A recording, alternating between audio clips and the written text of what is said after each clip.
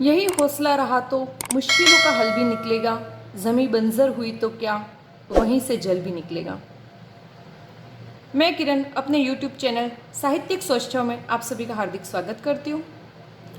एक बार फिर एक नए टॉपिक के साथ मैं आपके साथ में उपस्थित हुई हूँ। अभी तक हमने सर्वनाम की परिभाषा, सर्वनाम के भेद, सर्वनाम की पहचान तथा सर्वनाम का प्रथम भेद पुरुषवाचक सर्वनाम, जिसके पुनश्च 3 भेद उत्तम पुरुष, मध्यम पुरुष एवं अन्य पुरुष वाचक सर्वनाम शब्द, उनकी पहचान तथा उनसे संबंधित उदाहरण हमने देखे हैं। आज हम, जैसा कि मैंने कल के वीडियो में आपको बता चुकी थी, मैं निश्चयवाचक सर्वनाम पढ़ने जा रहे हैं। तो चलो शुरू करते हैं निश्चयवाचक सर्वनाम।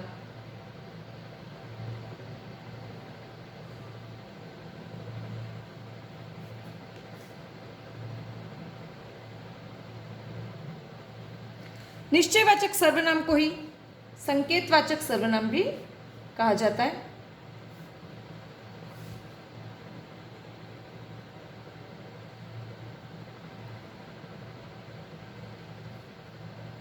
संकेतवाचक सर्वनाम,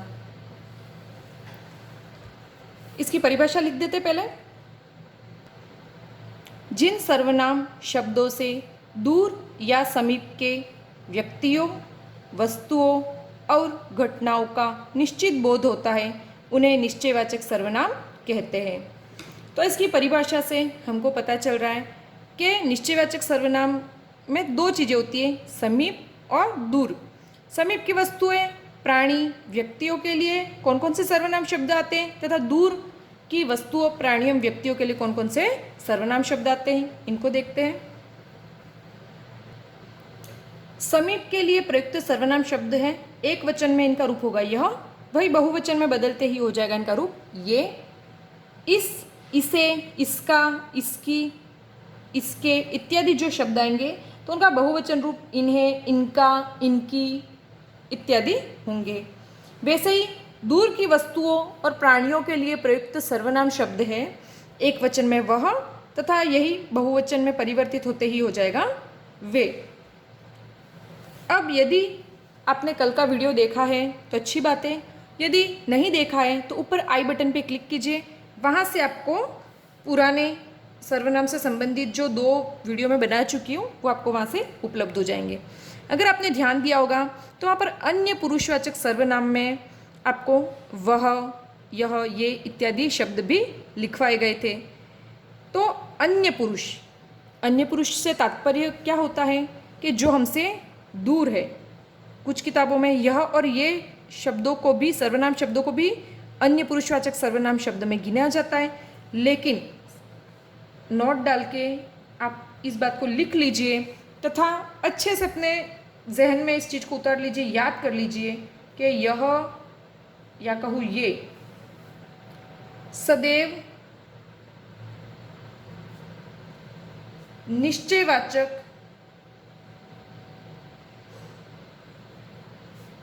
सर्वनाम शब्द रहेंगे।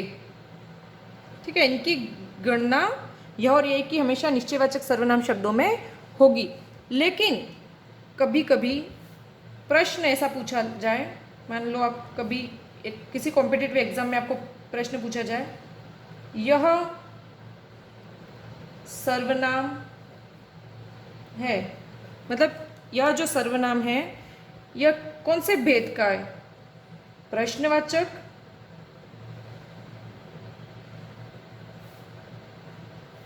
संबंधवाचक,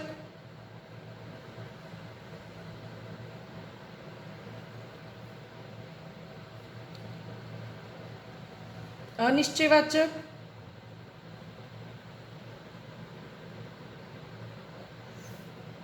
या फिर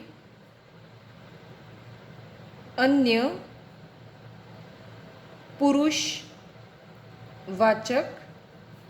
सर्वनाम। अब मैंने तो कहा यह या ये हमेशा निश्चयवाचक सर्वनाम शब्द है रहेंगे, लेकिन यहाँ पर तो प्रश्न में कहीं पर भी निश्चयवाचक सर्वनाम का विकल्प ही नहीं है। सिर्फ ऐसी कंडीशन में जहाँ पर विकल्प में निश्चयवाचक सर्वनाम का अभाव हो, सिर्फ उसी सिचुएशन में आपको अन्य पुरुषवाचक सर्वनाम को राइट करना है। अन्यथा जब तक ऑप्शंस में आपके निश्चयवाचक और पुरुषवाचक दोनों सर्वनाम शब्द होंगे, तब तक आपको हमेशा प्रायोरिटी निश्चयवाचक सर्वनाम शब्द को ही देनी है। यहाँ पर यह और ये शब्दों का तो हमने क्लियर कर लिया। अब हम दूसरी चीज देखते हैं, वह या वे।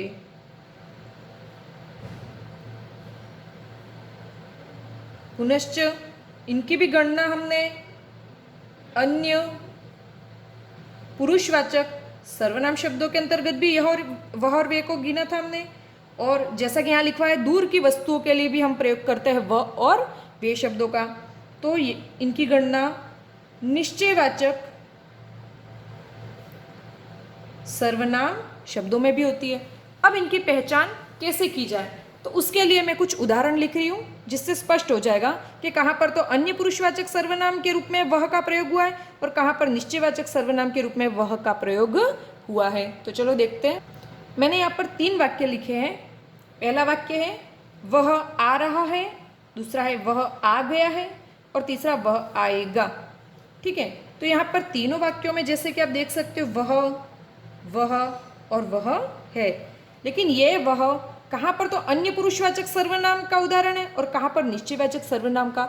इसका ज्ञान कैसे हो, इसका पता हम कैसे लगा सकते हैं? क्रिया को देखकर। रहा है, गया और आएगा।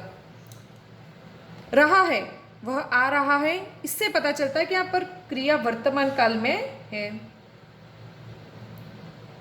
यह वाक्य वर्तमान काल का है। वह आ गया मतलब क्रिया संपन्न हो चुकी है, यहाँ पर यह भूतकाल का वाक्य है। वह आएगा, इससे पता चल रहा है कि अभी तक वह आया नहीं है, भविष्य की बात है, यहाँ पर हो गया भविष्यकाल। यहाँ पर 3 वाक्य हैं जिनमें 3 कालों की क्रिया है, वर्तमान काल, भूतकाल एवं भविष्यकाल। तो जहाँ पर वर्तमान काल की क्रिया होगी और उसके साथ वह शब्द का प्रयोग होगा, तो वह सदैव निश्चयवाचक सर्वनाम का उदाहरण होगा।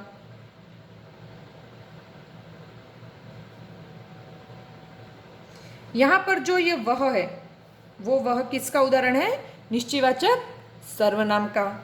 वह आ गया भूतकाल की क्रिया है।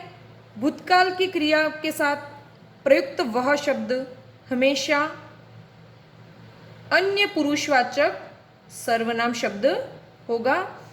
वह आएगा भविष्यकाल की क्रिया है। भविष्यकाल की क्रिया के साथ भी प्रयुक्त सर्वनाम वह अन्य पुरुषवाचक सर्वनाम होगा, क्योंकि निश्चित तौर पर तो हम सिर्फ वर्तमान काल के बारे में कह सकते हैं। जो भी घट रहा है, जो वर्तमान में चल रहा है, उसके बारे में तो हम निश्चय के साथ कुछ कह सकते हैं, लेकिन जो हो चुका है या जो होने वाला है उसके संबंध में हम कभी भी कोई बात निश्चित तौर पर नहीं कह सकते, क्योंकि भूतकाल और भविष्यकाल के लिए हम किसी भी बात का निश्चित रूप से कहना हमारे लिए कठिन है। लेकिन वर्तमान काल ही मात्र ऐसा काल है जिसके संबंध में निश्चय पूर्वक कुछ कहा जा सकता है।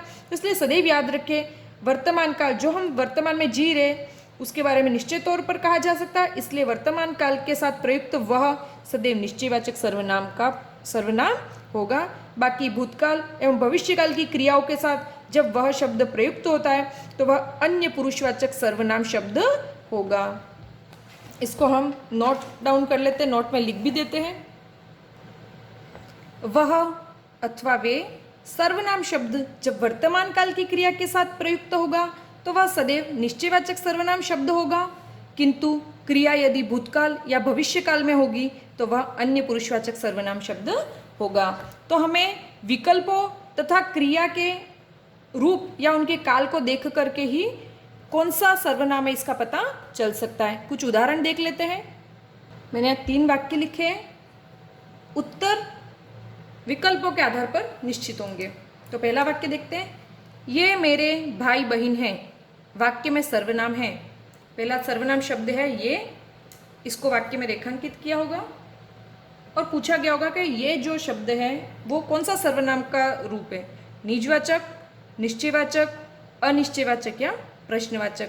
यहाँ पर निजवाचक हो नहीं सकता, अनिश्चयवाचक भी नहीं हो सकता, प्रश्नवाचक चिन्ह है ही नहीं, तो जिससे पता चल रहा है प्रश्नवाचक भी नहीं है। तो यहाँ पर ये जो है वो निश्चयवाचक सर्वनाम हुआ। हमेशा विकल्पों को ध्यान से पढ़े और क्रॉस टेली करते हुए आराम से देख करके ही जवाब दे। कभी कभी क्या होता है, हमको आता है लेकिन हम जल्दबाजी में कुछ प्रश्नों के गलत उत्तर लिखाते हैं। दूसरा, यह मेरा घर है, इसमें कौन सा सर्वनाम है? निजवाचक, निश्चयवाचक, अनिश्चयवाचक या पुरुषवाचक। यहाँ पर यह शब्द दिया है और विकल्प में आप देख सकते हो निश्चयवाचक और पुरुषवाचक सर्वनाम दोनों ही ऑप्शन है हमारे पास। लेकिन दोनों में से जैसा कि मैंने बताया, यह जो है वो सदैव निश्चयवाचक सर्वनाम शब्द के तौर पर ही गिना जाएगा। अगला उदाहरण देखते हैं। यह मेरी रचना है, पुनः यह शब्द आया, इसमें सर्वनाम कौन सा है? निजवाचक, प्रश्नवाचक, अनिश्चयवाचक या पुरुषवाचक। अब यहाँ पर विकल्प में निश्चयवाचक तो दिया ही नहीं है, सिर्फ इस कारण यहाँ पर बच्चा हमारे पुरुषवाचक, और इसलिए यहाँ पर हम यह को पुरुषवाचक सर्वनाम में के अंतर्गत लेंगे। तो यहाँ पर अन्य पुरुषवाचक सर्वनाम का हम प्रयोग मानेंगे। जब तक विकल्प में निश्चयवाचक हो तब तक यह को निश्चयवाचक सर्वनाम का ही भेद मानना, उसी का सर्वनाम शब्द ही मानना है। लेकिन जब निश्चयवाचक हो ही नहीं ऑप्शंस में, तब सिर्फ उसी कंडीशन में आपको पुरुषवाचक को सही करना है। कुछ और उदाहरण देखते हैं, कुछ और वाक्य लिखे मैंने। यह मेरी छोटी बहन है, यह निश्चयवाचक सर्वनाम,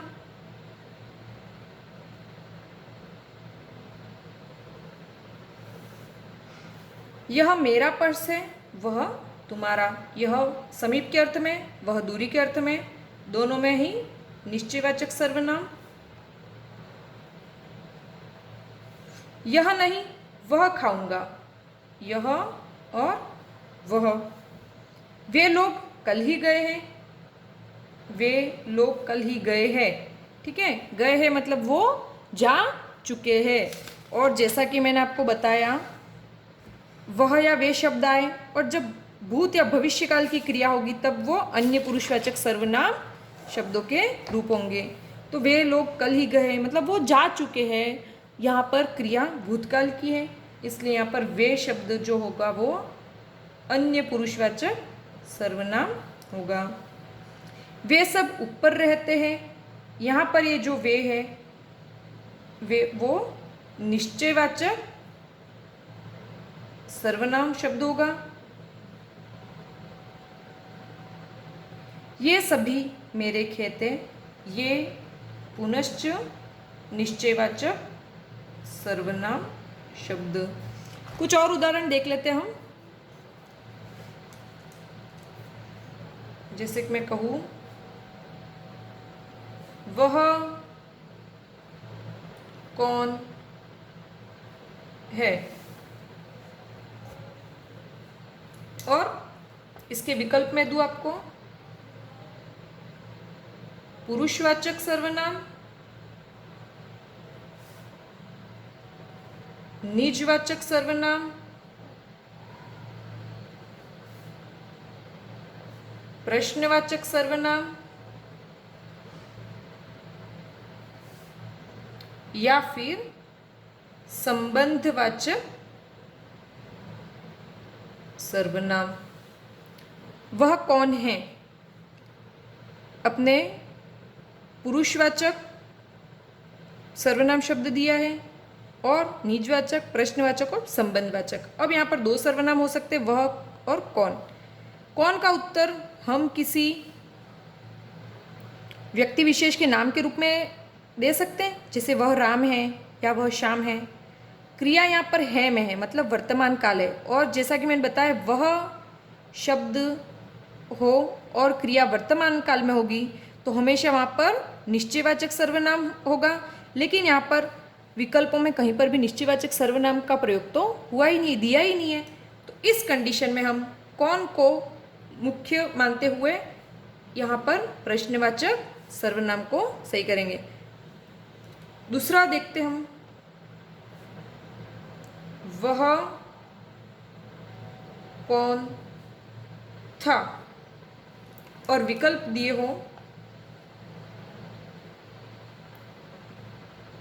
पुरुषवाचक सर्वनाम, निजवाचक सर्वनाम, निश्चयवाचक सर्वनाम,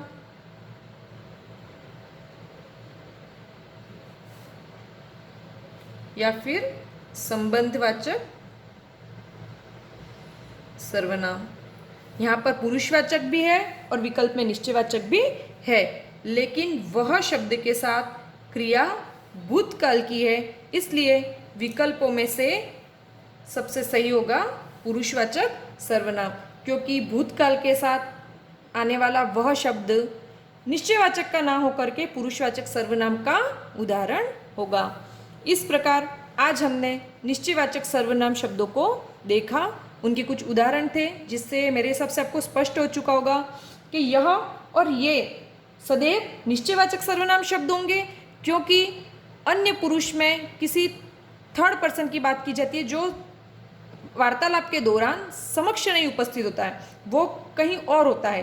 तो यह और ये शब्द तो हम प्रयोग कर ही नहीं सकते। और बात रही वह और वे की, तो वह और वे दूरी के अर्थ में भी प्रयोग होते हैं, वहाँ पर वो निश्चयवाचक सर्वनाम के उदाहरण होंगे और अन्य पुरुषवाचक सर्वनाम के भी उदाहरण होंगे, लेकिन जब क्रिया भूतकाल या भविष्यकाल की होगी तब। अगर आपको मेरा आज का वीडियो पसंद आया है तो प्लीज़ इसको ज़्यादा से ज़्यादा लाइक, शेयर और सब्सक्राइब करना ना भूलें। कल हम पढ़ेंगे अनिश्चयवाचक सर्वनाम। मैं आपसे अपेक्षा करती हूँ कि आप किसी व्याकरण की अच्छी सी किताब में से पहले इसको अच्छे से पढ़ लें, तथा उसके बाद हम कल इसको फिर से पढ़ेंगे। तब तक के लिए धन्यवाद।